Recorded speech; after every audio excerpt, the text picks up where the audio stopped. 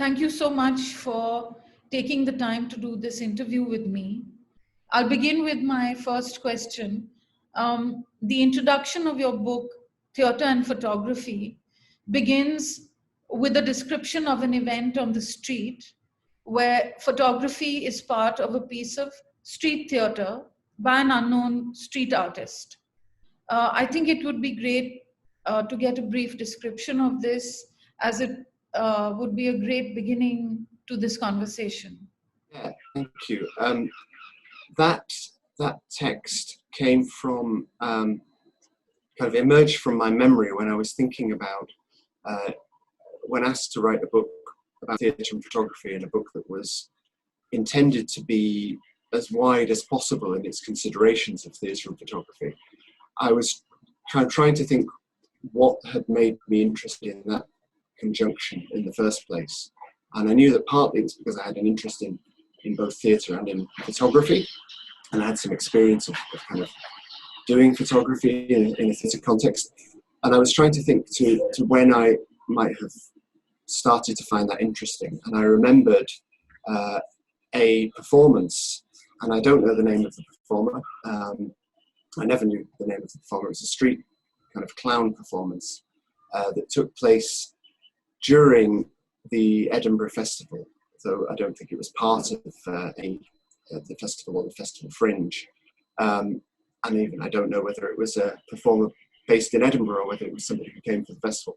And so I chanced upon that performance, I think, part way through. And it was a performance where, with a circle, kind of a half circle of audience around this clown, he started to pull people out of the audience, and with no sense of what they were going to do, with kind of all the usual awkwardness that street theatre can provide. And so he was pulling these people out and kind of exposing them to the rest of the crowd. And he started to sculpt them into forms, and it became clear after a while that what he was creating was a kind of image of a family, a very conventional family with a mother and father and some children and a grandparent. And the people he'd chosen, of course, weren't themselves, didn't have any relation themselves. And so he was constructing a family from random members of the audience and building up. It was actually quite a slow build to the final moment, which is where he took a camera from someone else in the audience and photographed them and created this kind of family snapshot. I thought that was interesting in a lot of ways. One, in that it kind of like works of art are supposed to, I suppose. It made you think about your understandings of the world. So you started to look at this family as if they were a real family, and I started to look at the father and the son figure and say, oh yeah, they do look like each other. But of course they weren't related, they had been randomly selected. And also the photographic element was very important, because you were aware, as this clown took a camera and took a picture, that he was creating an archive on somebody's camera. And I think in the book I start to ask whether it would be different today, whether the status of photography and of kind of family photographing would mean that was different today. Because what made it interesting was that this, it was a film camera, because that was all people had, but created this kind of object, created this image that was stored and presumably was going to be processed, presumably would become a photograph. And so you were aware of something taking place in the future. You were aware of a kind of future formative moment, which would be when somebody received their photos. You could imagine somebody might say, who are these people? Who's this family? Who's this random family? In amongst pictures of Edinburgh Castle and maybe the photographer's own family. And so I thought it was interesting in that way. It also, at one moment, when the clown took the camera and started to photograph, he was kind of aping the gestures of photographing and making it look like it was a very complicated thing to do, making it look very technical, which is a kind of familiar gesture of the photographer. There is something fascinating about watching somebody take a photograph. And again, I think that's probably changed now because photographing is so ordinary now.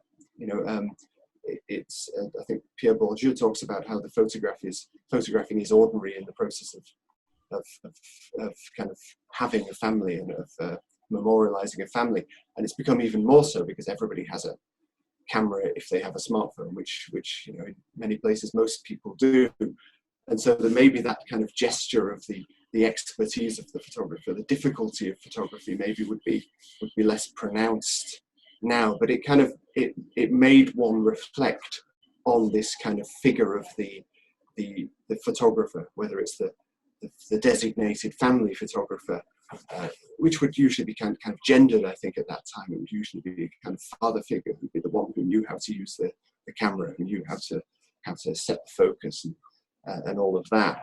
And also the kind of touristic photographer who's kind of angling to get a view of something, to create their own image of something. So I found it fascinating in that way. It kind of prompted lots of thoughts about the relationship between theatre and photography. Maybe it would just be good to follow on from there, to look at some of the similarities, some of the overlaps, and some of the oppositions between theatre and photography would be great.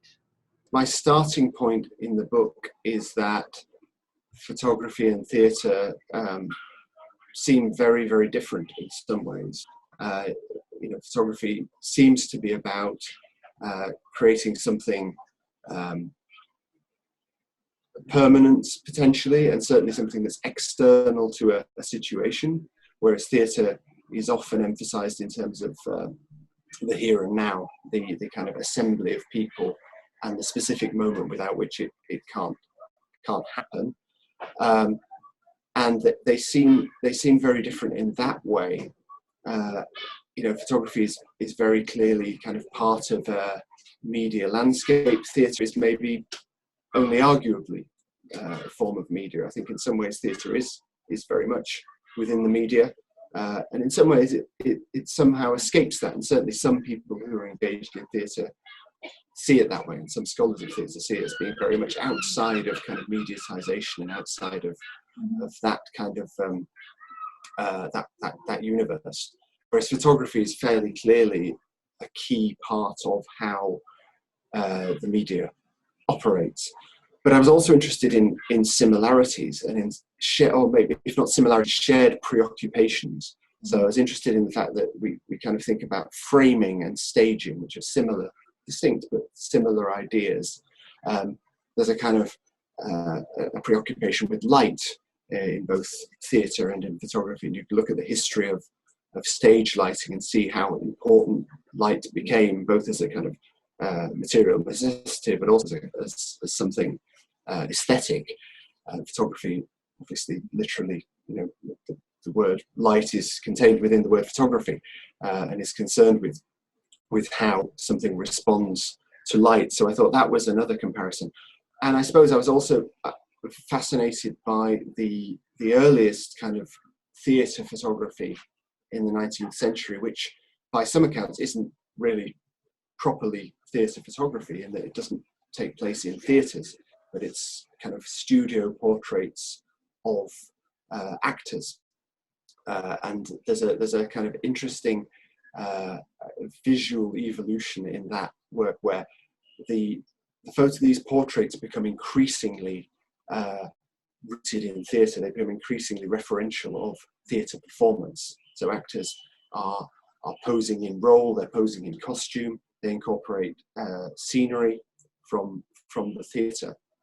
And so there's this creation of a kind of parallel theatre world in the 19th century, where one of the ways in which I would argue theatre takes place is through these photographs. I would argue that they are theatre photographs, in that they are materially, iconographically connected to the theatre, and they're also part of how people engage with theatre. So theatre audiences buy these portraits, once small, reproducible images are possible, and they start to collect them. They start to kind of use that as a secondary form of spectatorship, or possibly not even secondary, in that quite a lot of people who were enthused by actors and by the theatre in general were not people who actually went to the theatre. They may not have actually been theatre audiences, but they sort of participated in the theatre apparatus through the collecting, the purchasing, maybe the distributing of images of actors in costume. So I think that connection is very interesting. There's a theatre photographs of that kind, portraits, studio portraits, have sometimes posed problems for historians, and some theatre historians are actually quite anti these images as historical sources, because they rightly point out that these are not documents of stage performance. We would imagine them to be now. If we look at them now, we maybe think they are, because we're used to the idea of being able to and wanting to document things on a stage, but they were not that, because they technically would, for the most part, could not have taken place in theatres. Theatres were inaccessible and dark, but also there was possibly no desire to do that. It possibly didn't emerge from a desire among photographers or among theatre makers to preserve or to represent, to distribute images of what happened on stage. It came from a different discourse, which was around portraiture and around kind of civic portraiture, which then strays into something approximating theatrical representation. But historians don't like the fact that those images are often, for example, actors perform roles which they didn't perform on the stage, or which we don't believe they performed on the stage. They wear costumes they didn't wear. They have scenery from one show and a costume from another one. You know, they don't necessarily follow what an audience would have seen on the stage. But I nevertheless think they are part of theatre. Those photographs, they're part of how people experience theatre. Theatre of photography. The article which you've authored with your colleague Wiebke Leister really got me thinking, because the phrase suggests that there need not be a prioritizing of one over the other. I'm glad that comes across. That was something we were, I think, trying to do. Yeah, because we weren't interested in just in kind of asking photography about theatre, or even asking theatre about photography. But we were interested in how the intersections of those two things might be instructive on both. The article I wrote with Wiebke was kind of became the introduction to an edited volume we did, and in that volume we had this set of principles we started to devise, that all of the contributions should be dialogues. So we thought we wanted to keep this idea of a dialogue and of a dialectic as well, because we didn't want to fall into being people located within photography, observing theatre and commenting on it, or theatre people observing photography from afar, but because we thought that they had more to say about each other if we allowed their interactions as a given, as a pre-existing situation, just to allow this kind of productive interpenetration of the forms and of the social practices that are theatre and photography. I'm going to read a sentence right from the beginning of your article. Theatre and photography become methodologies for one another's making and understanding. End quote. It would be great if you could talk us through a little bit of what this means through the question of the image. Because, of course, the image exists within both these practices, but in extremely different ways. Yes. Yeah, image is a word I haven't really mentioned, but image is is another thing that we talk about both in theatre and in photography.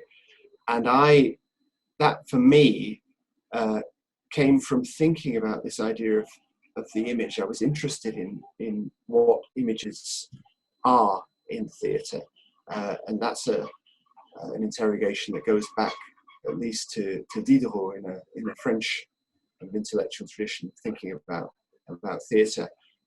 where he asks the question, essentially, not necessarily answering it, but asks the question as to whether theatre is indeed an image, because it's a different kind of image from others, and it's an image that moves.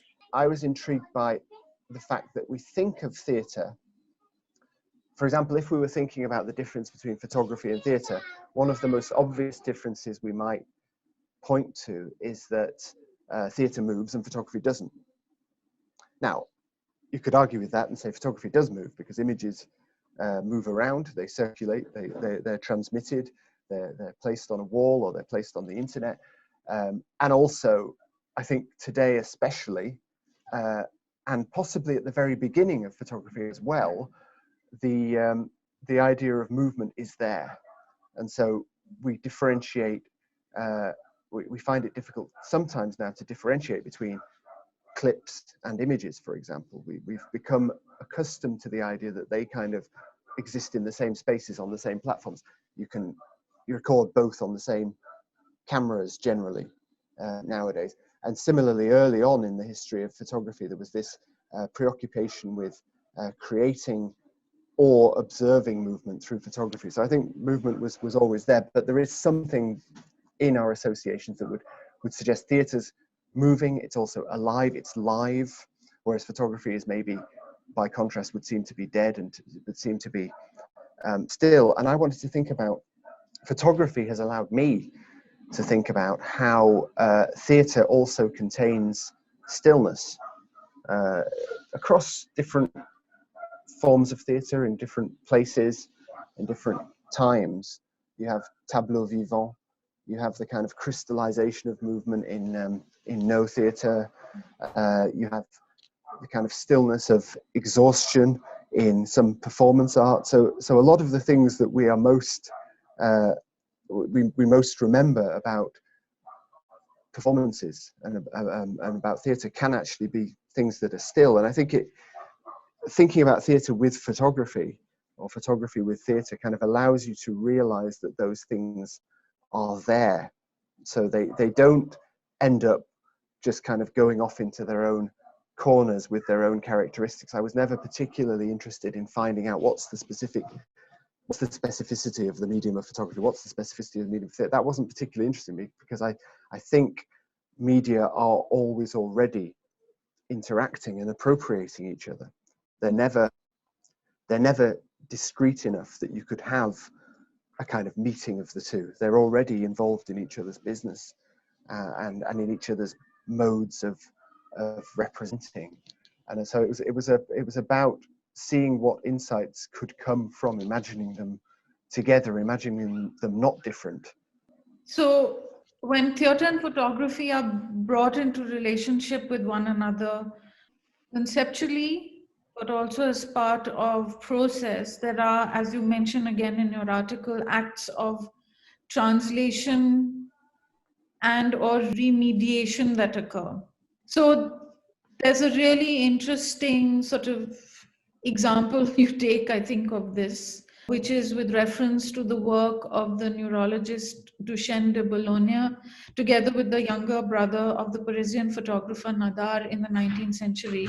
Maybe you could talk about that particular series. Something that you can see in 19th century photography, and then which seems to carry through in photography much later, which is that there was the advent of photography, which kind of has multiple technological precursors, and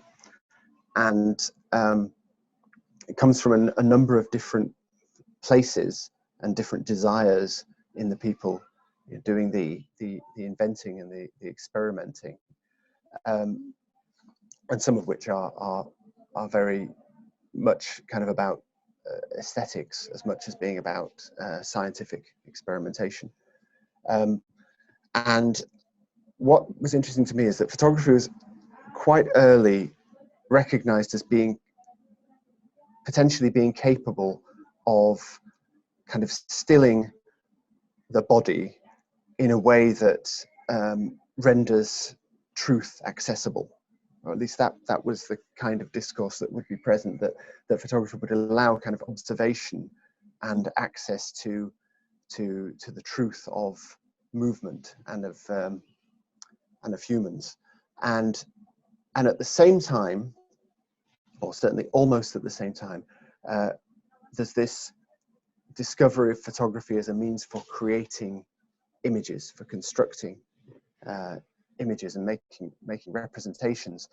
And that kind of tension between those two things runs through a lot of the history of photography, and is very far from being easily separated, I think. And so you have the practice of chronophotography, which is a very high speed for the time, capturing of sequences of a movement, or of the kind of the blur of a movement onto a photographic plate. And it seems to me that very quickly that a lot of that work, it's very hard to determine whether what's being attempted is that kind of scientific measurement and capturing, or whether it's the creation of images that tell a certain story. But it seems to me that what's interesting is that it's kind of both, and that you have this desire to represent things through photography, and also a desire to make that have a kind of atmosphere of science around it. And that's accompanied by genuine discovery from the ability to freeze movement, or to capture the trajectory of movement.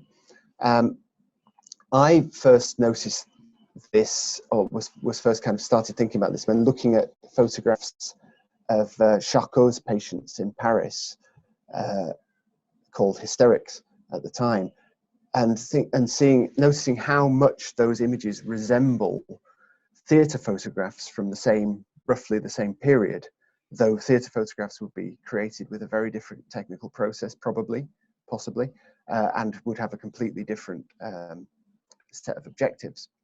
And Vibeke and I were looking at the work of Duchenne. Vibeke has written a lot, I think, about Duchenne Boulogne, and that is it's quite famous imagery that includes a set of images where electrical impulses were passed through the body of the subject in order to create certain expressions, in order to engender in the body certain kind of facial and physical expressions.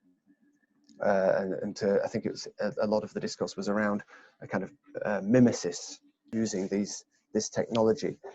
And again, we find this turn towards theatre in that there are some images which are kind of given titles from fictional characters, from stage characters.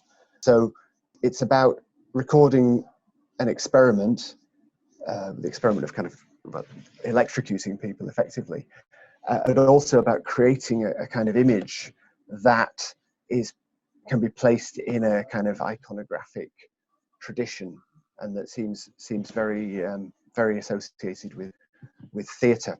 Theatre, performance, and performativity. Could you talk a little bit about these? What we were interested in, I think, was theatre.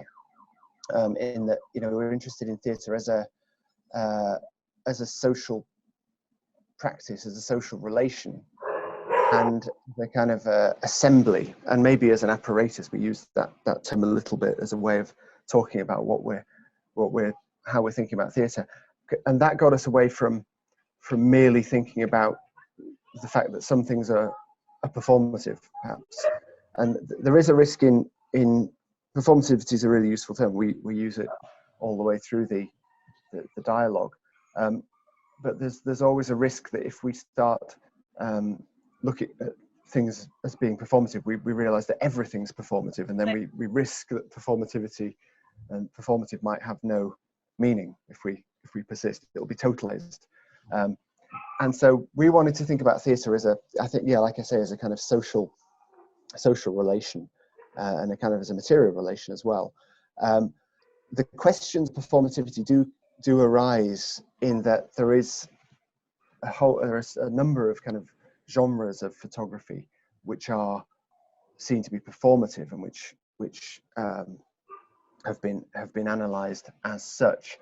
And I talk a little bit in the book about the relationship between specifically performance art, just because that's where the questions become most pressing, but where there's a tension between performance as a kind of document, photography rather as a document of a performance, and there are all kinds of questions which are the same questions that come up a lot in photography about veracity, about authenticity even, and which are fairly irreconcilable really, because we that haven't really found their answer about whether photography is an actual physical trace of an event, as some people claim, whether photography is an accurate representation, whether it's an accurate record. All of those things come up when thinking about the photography as a document, a photograph as a document of a performance. But you also, and in performance art, there's in some cases, there's a resistance to photography and to other forms of documentation, because performance is precisely about things that happen at a particular time in a particular place with particular people, and so it makes sense that having a record of that might not always be advantageous. But at the same time, there is artists do want records of those performances, and scholars do want records of those performances. And then separately, but also extremely connected, there is a kind of tradition, or multiple traditions, of photography as a performance. And you see that particularly in kind of self-portraiture, I suppose, and the obvious example would be Cindy Sherman's work, which is obviously has been written about as being performative and takes place in photography. And those two things, photography as a kind of a performance, if you like, versus photography as a performance. Untitled number 425 by Cindy Sherman is performative not only because it is staged to be photographed, but also because it incorporates other levels of performativity involving the visual reference to the clown performer itself.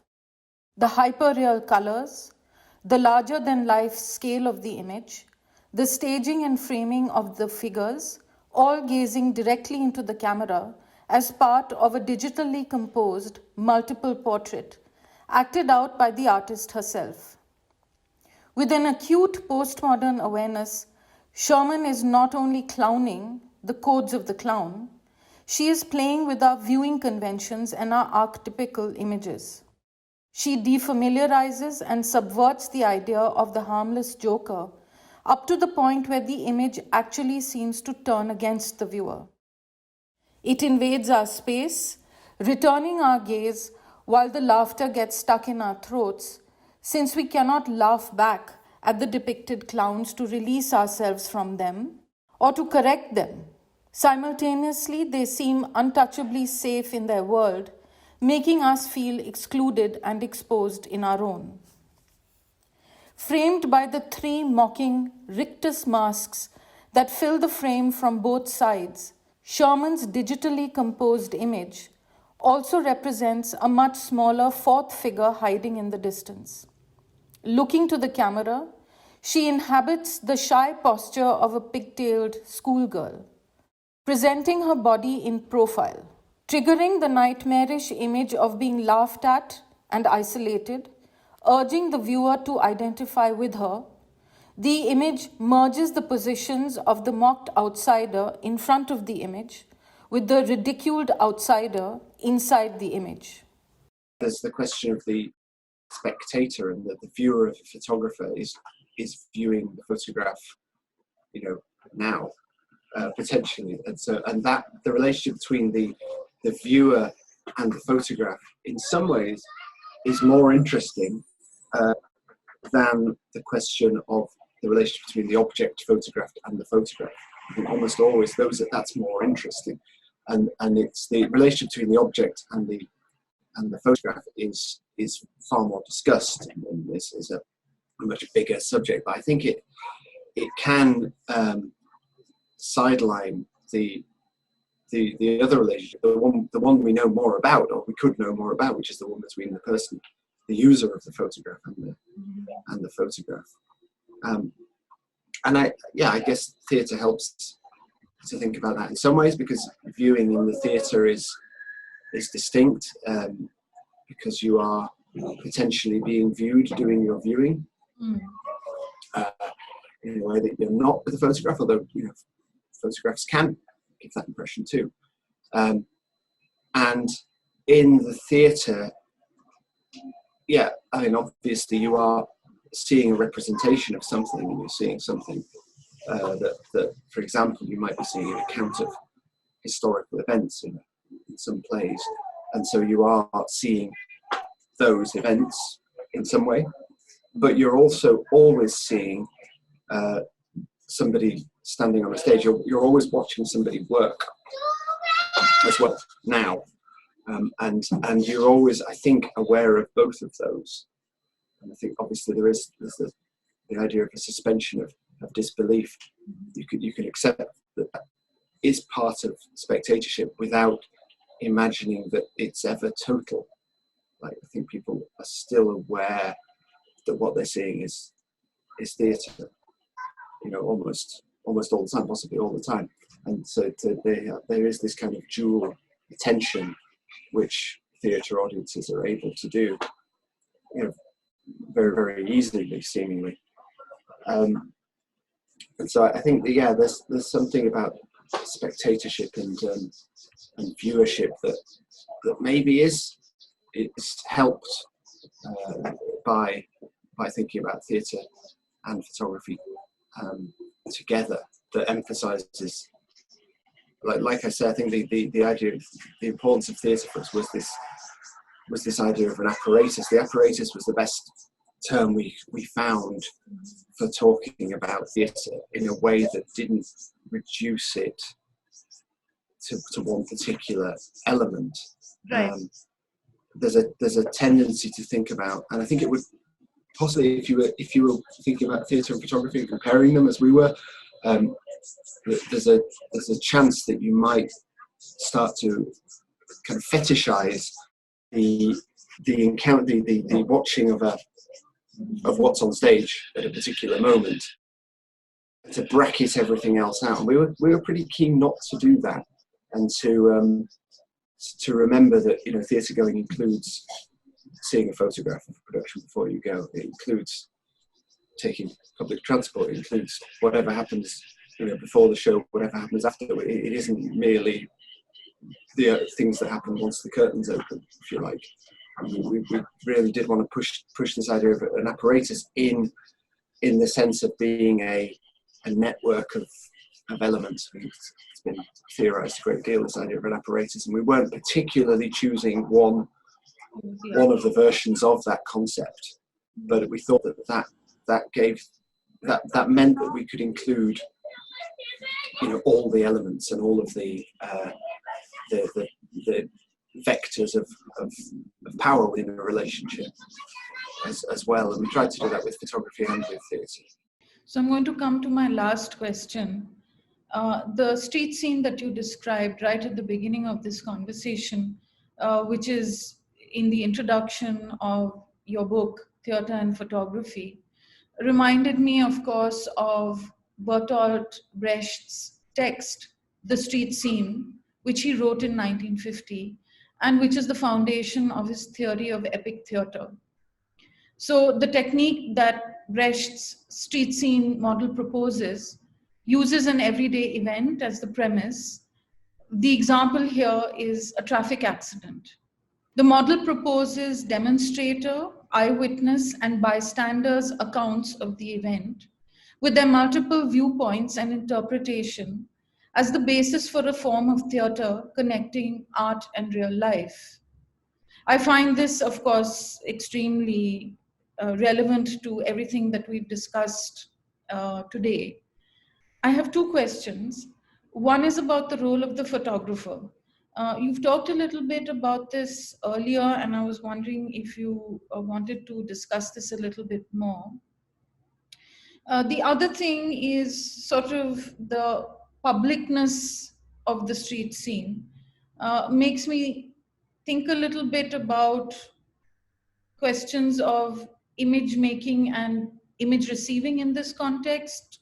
There is a question at the end of your article which I thought was really very provocative.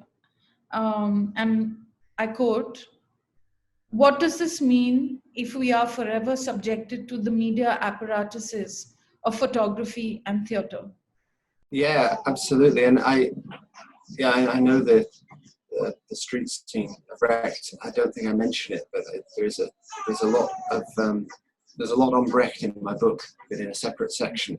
That's right. I think that may have just informed me kind of unconsciously even.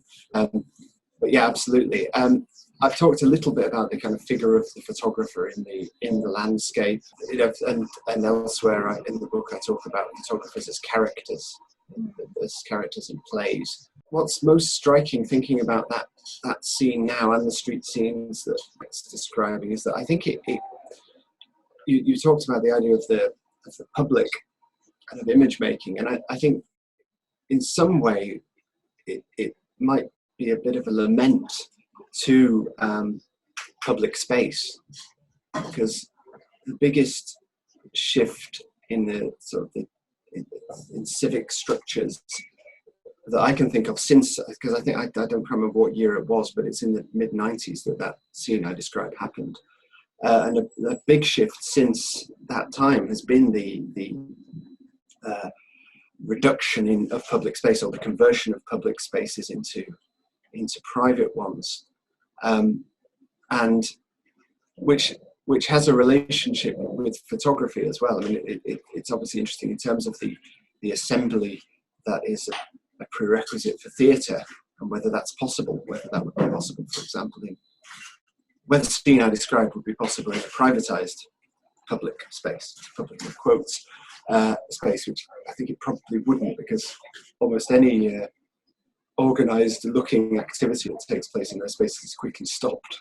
That's one of the functions of the kind of private security that you have in many cities now.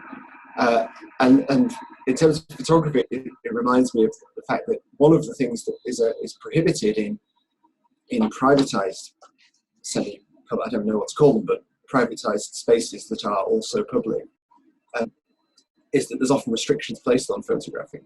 You know, photography, despite obviously becoming ubiquitous, passive photography being in everybody's smartphone who has one, despite that's been accompanied by a tightening and an increase of kind of concern about photography, at least in some contexts. So it's more tightly controlled. So there have been so many protests that have happened everywhere in the world during this past year, especially. And I was wondering if you'd like to think through the question of framing and staging in this context. Of course, in the context of protests, but perhaps in the context also of people coming together in a public space. There's an interesting history of cameras and protests in lots of countries. There's been attempts to change the law so that people wouldn't photograph police, and that's currently a very live issue in France. There are protests in Paris about that right now, I think. And in Britain, there was something similar where I think it was suggested that would be the case, that photographers wouldn't be allowed to photograph the police, and that was enforced quite a lot. People were told that they weren't allowed to take pictures of police officers, and then there was a slight climb down because it wasn't actually what the law said, and so it was kind of I think police were given new training and advice, and the idea was that no, you can take pictures of police officers. You are within your rights to do that, as you are within your rights to take pictures anything in public space. If it's publicly visible and you're in that public space with it, you can take a picture of it.